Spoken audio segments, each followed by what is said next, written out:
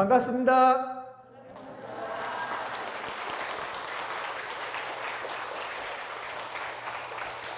구호 외치고 시작하겠습니다.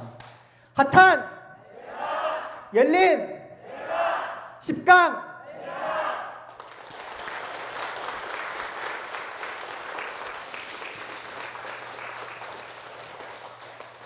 여러분, 이번 시간은 BBS 열강 시리즈 법화경 5번째 시간입니다.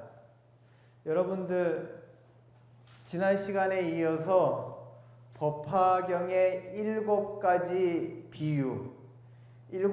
비유 가운데서 여러분들 오늘 5번째 비유 이어서 하도록 하겠습니다. 여러분들 여기 함께 봐주시기 바랍니다. 함께 읽겠습니다. 시작. 법화 치류 중 5번째 제8 500제자 수기품의 의리주유, 그렇게 했습니다.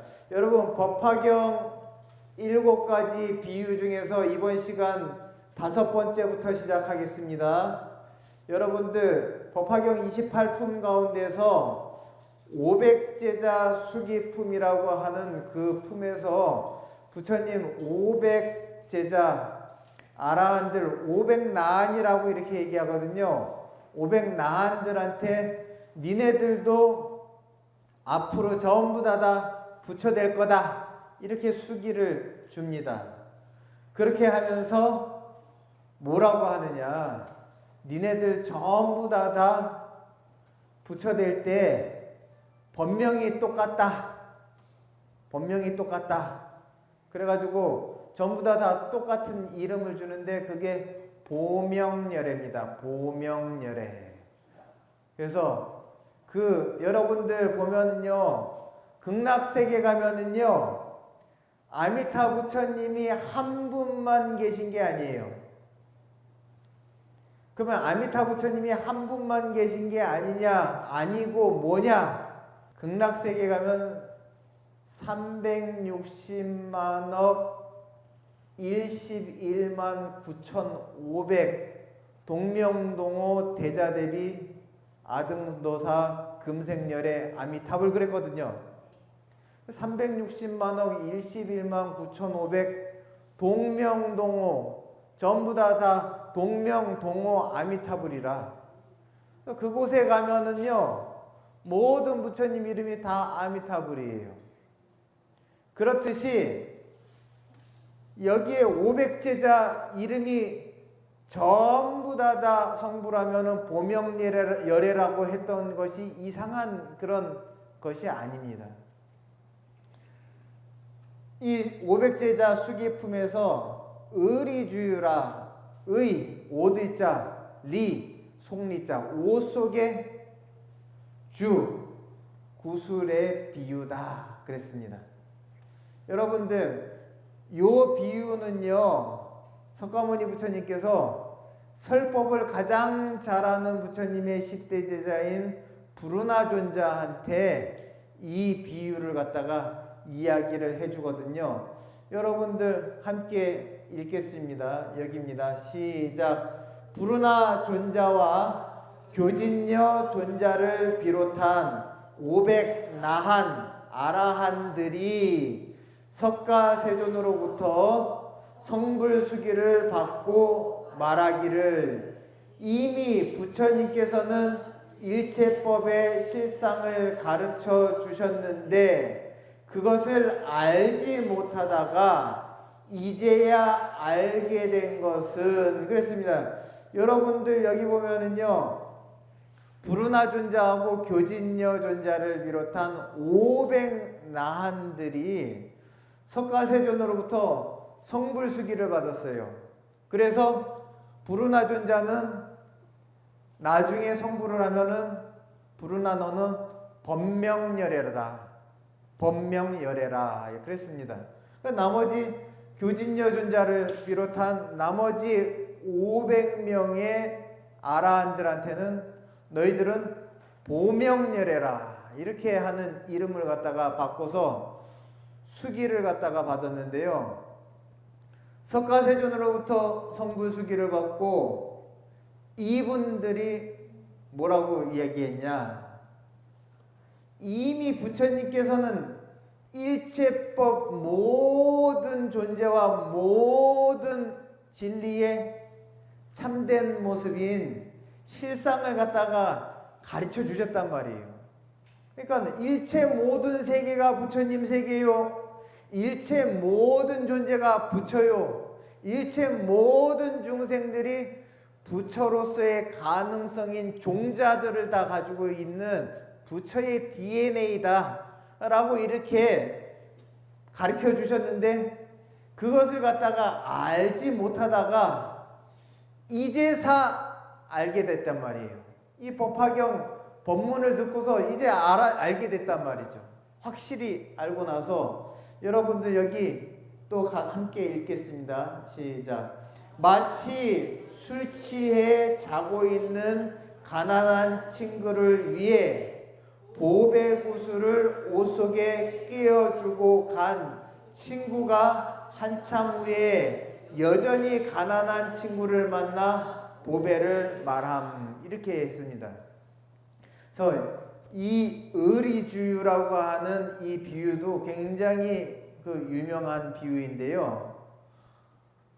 어떤 부자 친구가 돈을 많이 벌고 명예도 얻고 모든 것을 갖다 다 얻은 친구가 과거 오래전에 소꿉친구를 갖다가 찾아보니까는 너무나 궁핍하게 사는 거예요. 그래서 일단 만나서 오늘은 우리 함께 회포를 풀자 라고 해가지고 맛있는 것도 먹고 그러고 곡차도 한잔 했어요. 그래서 함께 이야기하다 함께 잠이 들었는데 다음날 아침 일찍 일어나가지고 이 돈이 많은 친구는 또 공무가 바빠가지고 길을 떠나면서 이 가난한 친구의 사정과 형편을 다 이미 들었는지라 그냥 떠나기 마음이 서운해가지고 옷 속에다가 값비싼 그런 가치가 있는 보배 하나를 갖다가 꿰어주고서 갔어요. 그러고 난 다음에 한참 지나고 몇 해가 지나고 난 다음에 그 친구를 갖다가 또 다시 만났는데 여전히 궁핍하게 살더라 이 말이에요. 그래서 야, 너 왜 아직 이러고 살고 있어? 라고 하니까는 그 친구 하는 말이 내가 뭐 별 수 있냐? 맨날 이렇지 라고 하니까는 부자 친구가 하는 얘기야. 야, 내가 과거에 네 옷 속에다가 이 옷 안섭에다가 내가 값비싼 물건 하나를 갖다가 내가 거기다가 심어 놔주고 갔는데 너 그거 팔아가지고 좀 팔자 좀 고치고 살지 왜 여지껏 이러고 살고 있어? 라고 얘기한 순간 그제사 속을 갖다 뒤집어 보니까는 거기에 친구가 말한 그 값비싼 물건이 있더라 이 말이에요. 이러한 비유를 갖다가 하면서 부자 친구는 부처님을 비유하는 것이고, 그리고 가난한 그 친구는 이 500나한들 본인들 자신의 처지를 이야기한 거예요. 부처님 설법을 갖다 부처님 깨닫고 난 다음에 이나 평생 지금까지 들었는데도 불구하고 내 그릇이 작으니까는 내 그릇이 아무리 해도 이 종재기만큼밖에 안 되니까는 하늘에 억수 같은 비가 쏟아져도 딱 채우는 거는 내 그릇만치밖에 못 채우더라. 그런 것을 갖다가 이제 여기서 이야기하면서 내가 부처님께서 많은 것을 갖다가 나한테 일러주고 내 안에 있는 값비싼 보배를 갖다가 이야기해 줬음에도 불구하고 나는 그거를 갖다가 알지 못했을 뿐더러 이제 이 법화경에 설법을 통해서 확실히 제대로 일러주니까 그전에는 은근히 말씀을 해주셨는데 이번에는 완전히 확 오픈해가지고 가르쳐주니 이제사 내가 팔자를 고치고 가난을 갖다가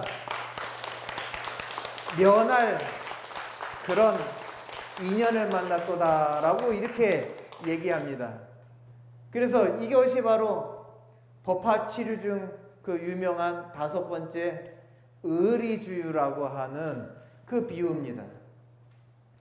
그 다음에 여러분들 법화치료 중에서 6번째를 갖다가 보도록 하겠습니다. 여기에 함께 읽겠습니다. 시작. 법화치료 중 6번째 제14 안락행품의 계중 명주 비유 그렇게 했습니다. 여러분들 법화경 7가지 비유 중에서 이제 6번째입니다. 법화경 28품 가운데 14번째인 안락행품이라고 하는 품인데 이 품은 제가 굉장히 중점을 두고서 다시 여러분들께 강의를 한번 꼭 해야 되는 품이에요.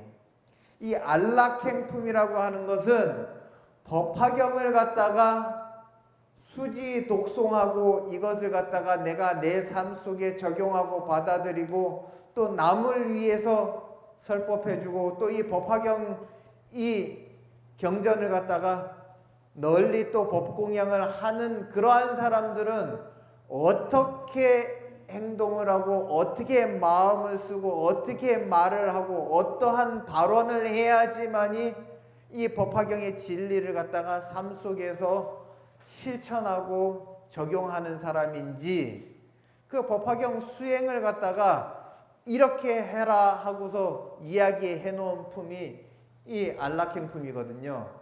이 품에 어떤 비유가 나오냐? 개라고 하는 것은 상투입니다. 상투 가운데에 밝은 구슬을 갖다가 왕들은 그거를 갖다가 꽂아 놓거든요. 그걸 갖고 계명주라고 합니다. 그래서 여러분들 천수경에 보면은 어떠한 그런 경문이 있냐면은 정법계지는 라자색 선배 공점이염지 옆이 계명주 그랬어요. 그것이 계명주인데 계명주라고 하는 것은 왕이라고 하는 신분이 고귀한데 그 왕의 고귀한 신분을 갖다가 표시하는 것은 계명주는 오로지 왕만이 얹을 수 있고 그 밑에 대신들은 계명주를 갖다가 얹지를 못합니다. 그렇기 때문에 이 계명주 이 구슬은 왕을 갖다가 상징을 하는 거거든요.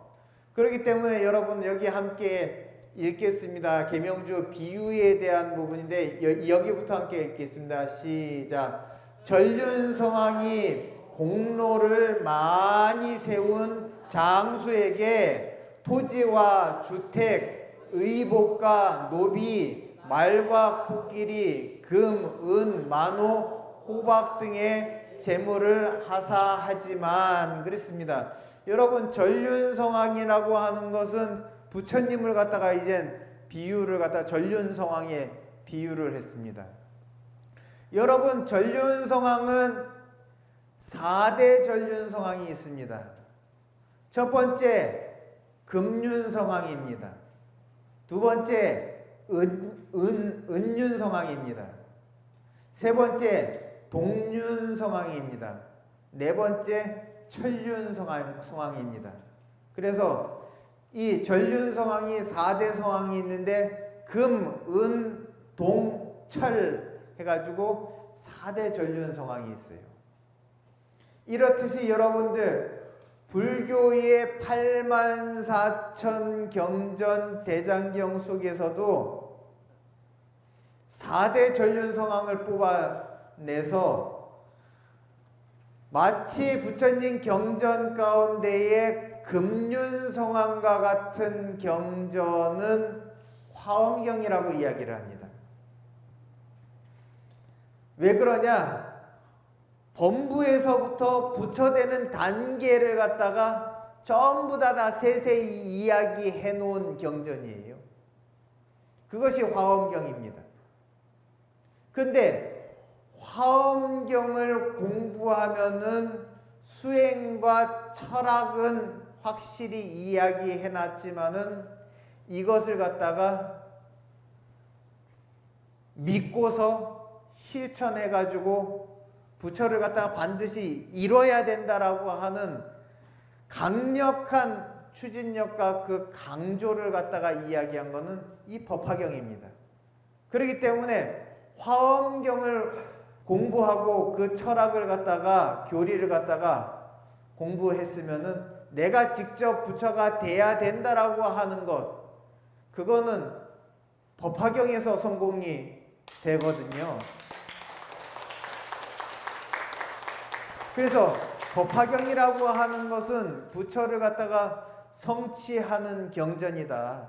그럼 성취하는 방법을 어디서 찾아야 되느냐? 화엄경에서 찾는 겁니다. 그렇기 때문에 화엄과 법화는 뗄래야 뗄 수가 없어요. 그래서 화엄경을 금륜성황이라고 했지만은 여러분들 소락제오라고 하는 비유를 또 듭니다. 이 소락제오라고 하는 것은 모두 다 우유에서 만들어지는 거예요. 여러분, 우유 갖고서 우리가 요구르트도 만들죠, 그죠? 요거트도 만들고 또 치즈도 만들고 또 거기서 버터도 만들잖아요. 그렇듯이 여러분들 가장 많이 가공을 하고 가장 귀한 것이 버터거든요. 수분을 다 날리고 난 다음에 거기서 오로지 그 우유에 있는 기름 성분 그것만 남겨가지고 다시 그거를 갖다가 발효시킨 것이 버터거든요. 그래서 이 우유로 만들 수 있는 가장 귀한 정제된 그러한 것을 갖다가 비유로 따져가지고 이 경전 가운데서 버터는 바로 이 법화경이다 라고 이렇게 이야기를 하거든요. 그렇듯이 경전의 금륜성황은 화엄이요, 은륜성황은 법화요, 그리고 동륜성황은 공돌이를 이야기한 반야경입니다. 그리고 천륜성황은 뭐냐? 천륜성황은 여러분들 능엄경을 이야기합니다. 능엄경. 그렇게 이야기하는 견해가 가장 많고요. 그 다음에는 또 뭐라 그러냐? 금륜성황은 화엄경이요, 은륜성황은 법화경이요, 그리고 동륜성황은 능엄경이요, 천륜성황은 열반경이다. 이렇게 하는 말씀이 또 있습니다. 그렇듯이 지금 제가 말씀드렸던 경전은요, 이 모든 경전이 5가지를 이야기했습니다. 화엄경, 법화경, 반야경, 능엄경, 열반경. 이게 대승의 5대 경전이에요. 이게 대승의 5대 경전이다 이 말. 그러면은 우리가 불교를 알았다, 불교를 배웠다, 불교 철학을 안다 하면은 이 5개 경전은 우리가 전부 다 보고 공부하고 난 다음에 이 생을 마치는 게 그건 공부한 불자라고 이야기할 수 있는 거예요. 그렇기 때문에 여러분들 여기서 전륜성황 이야기를 하면서 제가 그런 말씀을 드렸는데요. 이 전륜성황이 공로를 많이 세운 장수에게 토지와 주택, 의복과 노비, 말과 코끼리, 금은, 만호, 호박 등의 재물을 하사한다 그랬어요. 여러분들 우리 불교에 보면은요, 보시바라미를 많이 하면은 다겁생내 빈궁하게 살 수밖에 없는 그런 박복한 업을 갖다가 소멸하고 앞으로는 우리가 부족함 없이 모든 것을 갖추고 산다 그랬습니다. 그만큼의 보시바라밀이라고 하는 것은 우리 삶에서 굉장히 중요한 거예요. 여러분들 깨 한 토를 심잖아요. 거기서 싹이 나가지고 깨 나무 하나가 생기게 되면은요, 처음에는 한 톨이었지만은 시절 인연이 지나면서 나중에 털어보면은요 100톨도 나와요. 그죠? 그렇듯이 우리가 보시바라밀을 할 때는 작게 심었지만 나중에 시절 인연이 될 때는요, 그게 100배가 될지 1000배가 될지 10,000배가 될지는요, 그거는 알 수가 없습니다. 그렇듯이 부처님 가르침 중에서는요, 복 받는 법도 나와 있습니다. 그런데 여기서는 뭐라 그랬냐? 전륜성왕이 공로를 많이 세운 장수에게 이와 같은 재물을 줬다라고 하는 것은 우리가 불교를 부처님 가르침을 통해서 우리가 복을 얻고 그러고 생활이 그전보다 여유롭고 윤택해졌다 하는 그것을 이야기하는 겁니다. 여기부터 함께 또 읽겠습니다. 시작. 정작 왕이 상투 위에 계명주를 주지 않다가 장수가 온갖 재물을 누리면서 전륜성왕으로 인해 얻은 부에 익숙해지고 나서 그랬습니다. 여러분들, 우리가 궁핍하게 살다가 복을 갖다가 얻었는데 거기다가 깨달음까지 얻으라고 하면은요, 얼른 우리가 받아들이지 않습니다. 왜 그러냐? 이제서 살만하고 또 재미있게 누리고 살 지금 때가 왔는데 그것보다 참선하고 염불하고 어디 가가지고 3,000배, 5,000배, 10,000배 절하러 가자고 하면은 지금 그 시간에 돈 쓰러 다니고 먹으러 다니고 놀러 다녀야 되는데 그게 안 된단 말이에요. 그러다 보니까는 절에 처음 다니는 분들이 처음에 오자마자 우리 철야 용맹정진 하자 그러면은요, 불교 호교가 안 돼요. 그러면 처음에 이제 절에 들어오면은요, 무엇부터 해줘야 되느냐? 이 절에서 예를 들면은 우리 절에는 사찰 음식을 참 맛있게 잘 해주고 초하루 때 또 관음제일, 지장제일 때 신도님들한테 이 먹을거리를 갖다가 아주 잘 제공합니다. 그렇게 하면은요, 신심이 그렇게 많지 않은 사람도 초하루, 지장제일, 관음제일 때는 절에 꼭 가가지고 복도 빌고 그러고 맛있는 것도 얻어먹고 또 집에 조금 싸우고 그러면은 제일로 좋은 절이에요. 여러분들, 이것이 나쁜 것이 아니다라고 하는 것, 전륜성왕이 처음부터 자기 계명주를 안 줬단 말이에요. 이 계명주라고 하는 것은 이건 성불의 돌이고 깨우침의 돌이거든요. 처음부터 이걸 안 줬단 말이에요. 왜? 처음 필요한 것은 복부터 필요하거든요.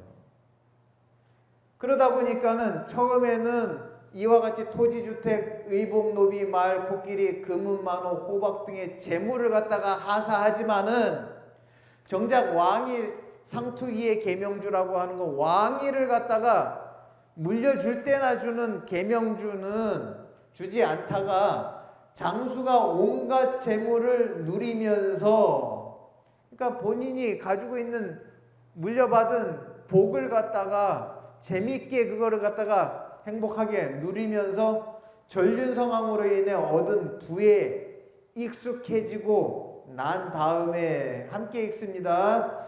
최후에는 전륜성왕으로부터 계명주를 받아야 공포심이 없음 그랬어요. 처음부터 이 전륜성왕이 공로가 인정이 된다고 야 너도 왕해 하고서 계명주를 주게 되면은요, 그러면은 공포심이 생깁니다. 무슨 공포심이 생기냐? 나 이제 절에 왔는데 나한테 부처님이래. 그러면은 공포심이 생긴단 말이죠. 내가 절에 얼마나 다니고 얼마나 내가 공부했다고 날더러 처음에 오자마자 부처님이래. 그러면은 의심이 생기고 공포심이 생겨서 물러나는 마음이 생긴단 말이에요. 그러니까는 사실 여러분 불교에 처음 입문하게 된 모든 사람들의 대부분의 계기는 본인의 현실 삶에 만족하지 못하고 또 불안함이 있고 또 무언가 지금 현실에 문제가 발생해 가지고 그로 인해서 괴로운 마음을 달래려고 절에 오는 분들이 많거든요.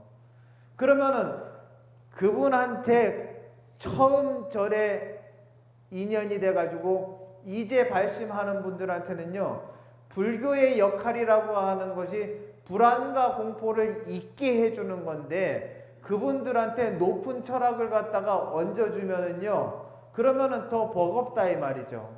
그렇기 때문에 부처님 믿으면은 굳은 일이 사라질 것이고 좋은 일이 항상 끊이지 않을 것이고, 그리고 주변 사람들도 다 행복해질 것이고, 그리고 돈도 모아질 거다.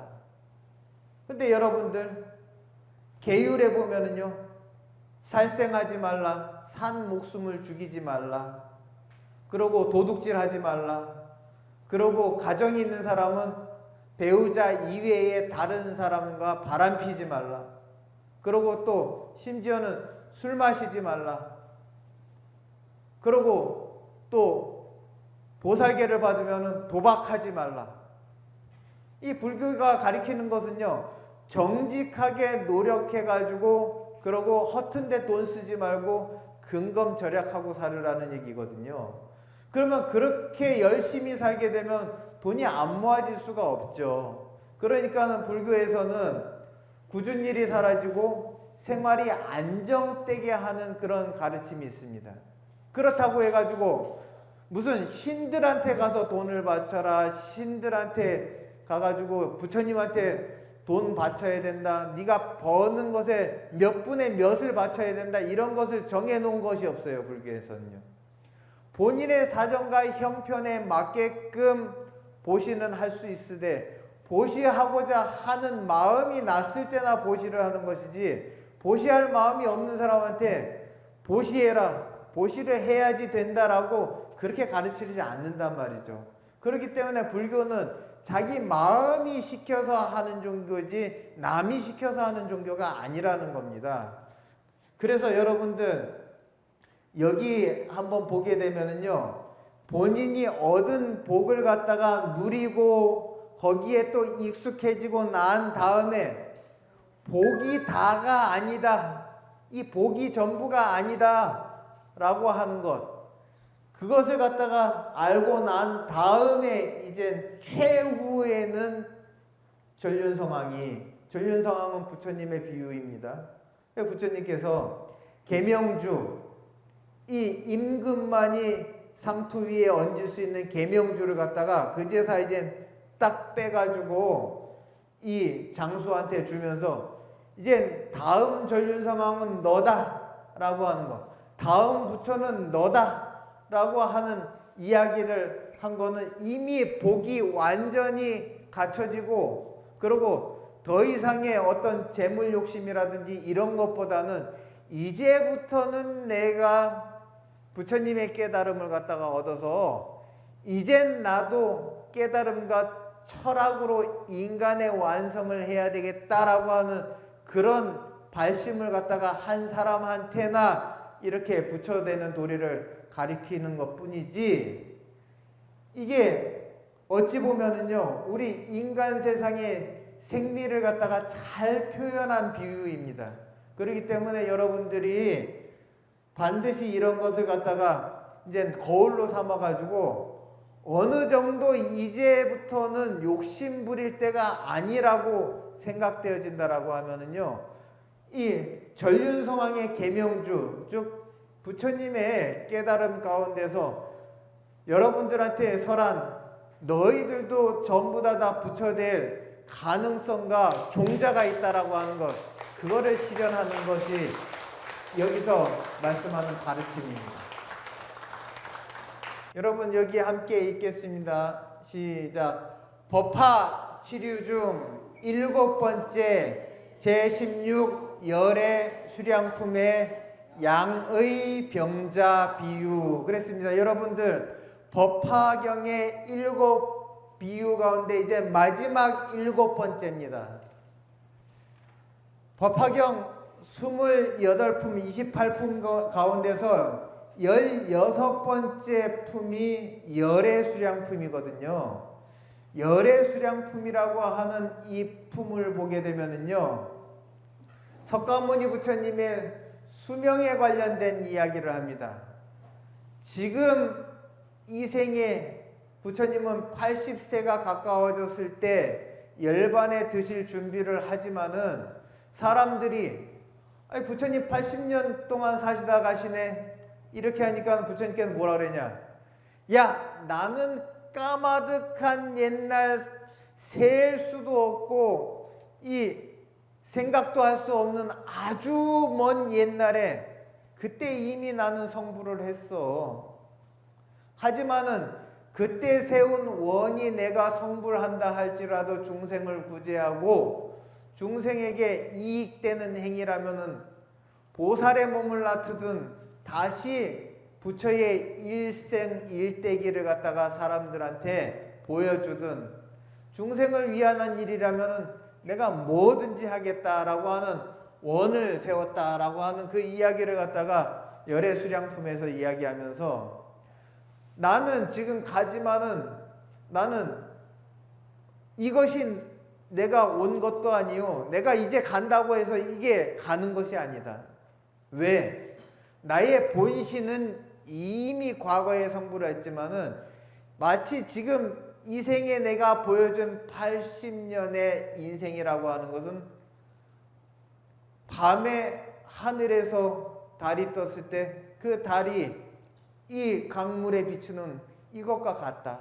본신은 아직 하늘에서 떨어지지 않았는데 너희들이 지금 보고 있는 것은 이 물속에 비친 달을 보는 것과 같다. 그렇게 얘기했단 말이죠.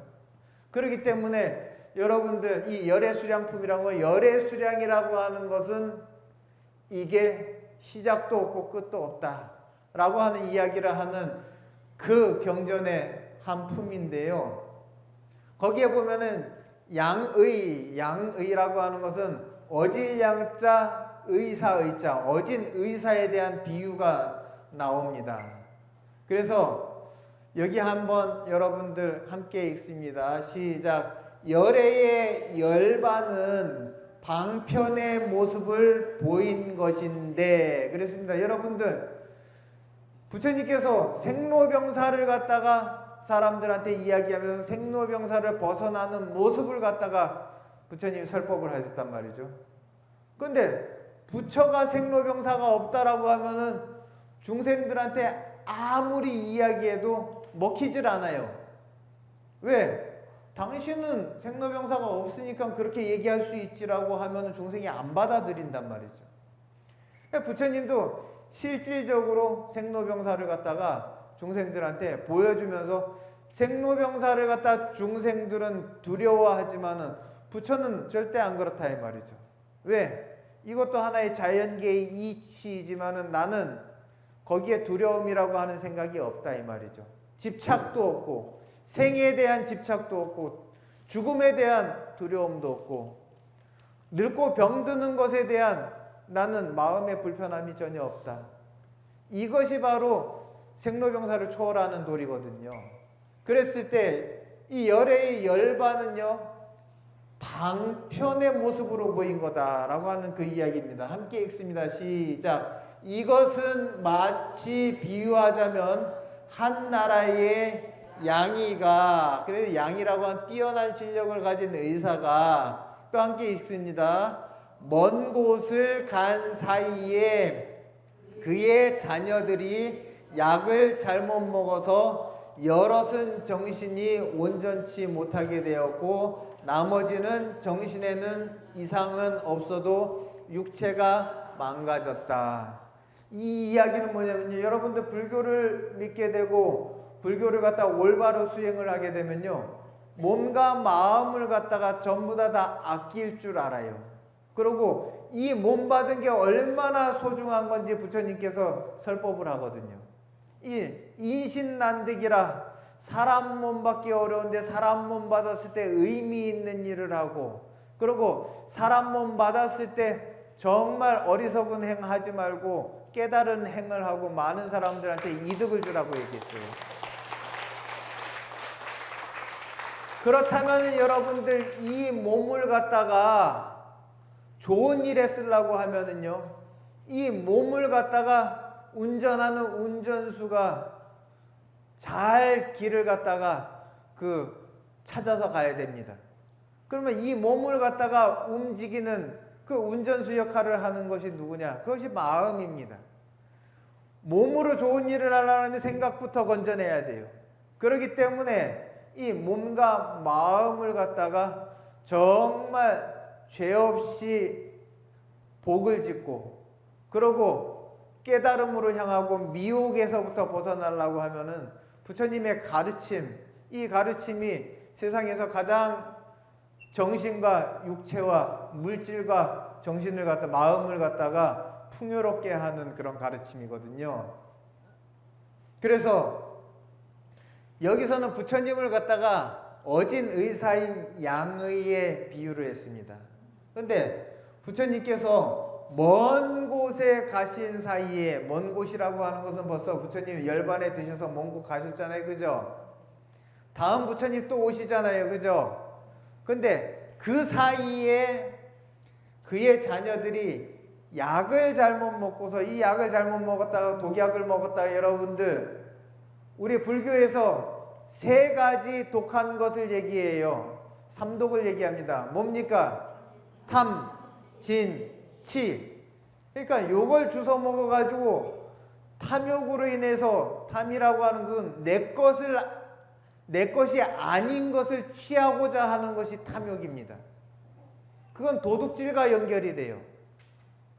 그렇기 때문에 내 것이 아니고 내가 노력하지 않았고 이것은 누가 봐도 내 거라고 인정되어질 수 없는 것을 갖다가 내 거로 만드는 것은, 그거는 독 중에서 가장 큰 독이고 죄로 따졌을 때는 가장 큰 죄를 짓는 겁니다.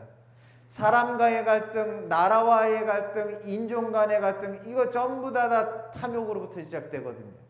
그렇기 때문에 그 탐욕을 갖다가 잘못 주워 먹게 되면 그 사람의 정신이 망가지고 정신이 온전치 않아요. 그럼 정신이 온전치 않은데 그 사람의 행동과 그 사람의 물질과 삶은 함께 망가지는 것이죠. 그렇기 때문에 여기서는 여럿은 정신이 온전치 못하게 되었고 나머지는 정신에는 이상이 없어도 육체가 망가졌다 그랬습니다. 삶이 망가져서 엉망진창이 된 거죠. 그 다음에 함께 읽습니다. 이러한 상황을 본 아버지인 양의는 곧 약을 만들어 자녀들에게 처방했으나 그랬습니다. 여러분들, 이 아버지인 양의는 탐진치 삼독을 갖다가 고칠 수 있는 처방을 내놨습니다. 그게 뭔지 아십니까? 개정의 사막이에요. 그게 개정해. 그래서 탐욕을 갖다가 여러분들 내려놓으려고 하면은 그 탐욕을 갖다가 고치기 위한 그 생리로서의 어떤 가르침이 필요하거든요. 개입니다. 개. 첫째, 주지 않은 것을 갖지 말라라고 하는 것. 그 원주인이 이것을 갖다가 이 재산을 갖다가 형성하는데 수많은 노력이 들어갔고 수많은 피땀이 들어갔고 거기에 또한 그 사람의 일생이 들어가고 염원이 들어갔는데 그것을 갖다가 내가 온전히 줄 마음이 없는데 다른 사람이 취했다. 그 취한 방법이라든지 또는 그 취한 주려고 하는 마음이 없었고 또 상대는 그거 갖다가 취하려고 하는 마음이 이것이 둘 간의 갈등을 갖다가 일으킨단 말이죠. 그렇기 때문에 여러분들 이러한 탐진치를 갖다가 해독하는 약은 개정해다. 그리고 여러분들 성내는 마음, 화내는 마음, 그거는 마음을 가라앉히는 집중을 통해 가지고 그걸 선정이라고 하거든요. 그래서 개정의 가운데 그 정의입니다. 그래서 선정을 닦게 되면은요 상황에 속지를 않고 그러고 어떤 상황이라도 마음을 갖다가 가라앉히게 됩니다. 흔들리지 않아요. 흔들리면은 이 고약한 성미가 나오거든요. 어리석음은 부처님의 지혜 법문은 인 해로서 그를 갖다가 해독하라고 해서 탐진치 삼독을 이야기하거든요. 그래서 아버지인 양이는 곧 약을 만들어 자녀들에게 처방했으나 정신이 온전한 자녀들은 바로 먹고서 나았지만은 정신이 온전치 못한 자녀들은 먹지 않고 버텼다. 이렇게 이야기합니다. 그렇듯이 여러분들 탐진치 삼독을 생활에서 행하고 또 삶이 그로 인해 가지고 엉망이 되었지만은 정신이 아직 온전한 사람이 있고 정신마저도 망가진 사람들도 있단 말이죠. 그랬을 때 정신이 그래도 아직 온전한 사람들은 부처님의 가르침을 갖다가 받아들였는데 정신이 온전치 못한 사람은 안 먹고 버텼다 이 말이에요. 부처님의 법문과 가르침을 갖다가 안 받아들이고 버텼다 이 말입니다. 여러분들 여기 함께 읽도록 하겠습니다. 시작. 그런 상황에 양이는 돌연 자취를 감추고 객사했다는 소문을 냈다. 이렇게 했습니다. 그러니까 여러분들 자녀들의 일부분은 병을 고쳐줬어요. 약을 갖다가 만들어줘 가지고 그 독약을 먹었는데 해독제를 만들어 가지고 완치를 시켜줬는데 정신이 온전치 못한 그런 자녀들은요 안 먹고 버티니까는 아무리 아버지가 뛰어난 의사라고 할지라도 고칠 재간이 없는 거예요. 안 먹는데. 그러니까 아버지가 어떻게 했느냐, 여기에 그러한 상황에서 그 아버지인 양이는 돌연 자취를 감춰버렸어요. 그 다음에 객사했다는 소문을 냈다 이 말이에요. 그 다음에 한번 같이 읽습니다. 그 소식을 들은 정신이 온전치 못한 자녀들이 곧 스스로 정신을 차리고 약을 먹고 병을 낳았다 그랬어요. 아버지가 계실 때는 약을 지어줬을 때 안 먹었단 말이죠. 근데 아버지가 돌아가셨다 하니까는 이제 정신이 탁 뜨는 거예요. 그 다음에 그러면은 아버지가 지어놓은 약 어딨어? 그러고서 먹고 난 다음에 이제 정신이고 몸이고 나았단 말이죠. 이것도 하나의 비유입니다. 부처님 계실 때요, 사람들이요, 그때도 두 가지였어요. 하나는 부처님이 복을 주신다 라고 하는 기복을 믿었던 사람들. 부처님이 다 해결해 주신다. 내 굳은 일, 힘든 상황, 갈등 부처님께서 다 해결해 주신다라고 그것만 믿고 부처님 쫓아다니는 사람들이 있었어요. 그 다음에 부처님께서 가르치시는 가르침과 깨달음의 철학이 위대하기 때문에 내 정신개조와 내 업장을 갖다가 소멸하고 나도 부처님처럼 되고 싶다라고 해가지고 부처님 가르침과 철학을 갖다가 좋아해서 부처님 곁에 있었던 사람들이 있습니다. 그런데 부처님께서 나중에 돼가지고 정말 내 가르침, 이 내 철학과 사상, 이거 내가 지금 살아서 옆에 있으니까 사람들이 나태해져 가지고 이것을 갖다 실천하지 않으니까 부처님 어떻게 했냐? 나 20년 빨리 갈 거다 이랬단 말이에요. 부처님 원래 정해진 수명은요, 부처님께서도 아셨어요. 내 수명은 지금 이 현대에 살고 있는 사람보다 한참 배나 더 넘는 100살까지의 내 수명을 갖고 태어났다. 하지만은 20년 내가 먼저 가겠다 그랬단 말이에요. 먼저 간 이유가 여기 나옵니다. 부처님 먼저 간 이유는 뭐냐? 가고 나면은 이제 정신 차리고 부처님 없다라고 하는 것에 정신 차리고서 부처님 가르침을 갖다가 그제사 받아들이고 실천하는 사람들이 생길 거다라고 하는 것을 부처님이 아셨단 말이죠. 그렇기 때문에 20년 먼저 가는 것을 갖다가 선언을 하셨어요. 그것도 하나의 방편이었단 말이죠. 부처님 가실 때까지도 부처님께서는 내가 지금 이 시점에 빨리 가야지 지금 남아있는 이 제자들이 내가 20년 더 있으면은 이 제자들도 20년 나이가 더 먹을 거고 그 안에 죽을 사람도 생기는데 내가 20년 먼저 가게 되면 이 사람들이 내가 가고 난 다음에 깨달음을 이룰 사람이 있는데 내가 열반에 드는 것도 시간을 그렇게 잡은 것도 방편이었다라고 하는 거. 부처님만 한 분이 없어요. 누가 그렇게 알고 20년 먼저 가겠습니까? 안 그렇습니까?